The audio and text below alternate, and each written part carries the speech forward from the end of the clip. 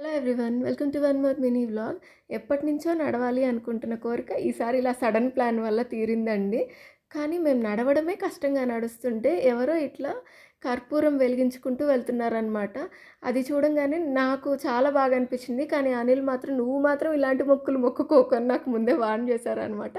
ఇంకా మెల్లిగా అలా ఇలాంటి ఫన్నీ ఫన్నీ థింగ్స్ చూస్తూ అండ్ స్టాల్స్ చూసుకుంటూ దశావతారాలు కనిపిస్తున్నాయి అక్కడక్కడ వాటిని చూస్తూ వెళ్తూ ఉన్నామనమాట దేవుడిని తలుచుకుంటూ.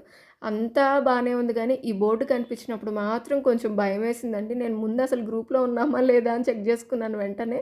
కాకపోతే చాలామందున్నారు మేము ఎర్లీగా స్టార్ట్ అవ్వటం వల్ల. అంత వైల్డ్ యానిమల్స్ ఏం కనిపించలేదు గానీ, చిన్న చిన్నవి కనిపించినియి.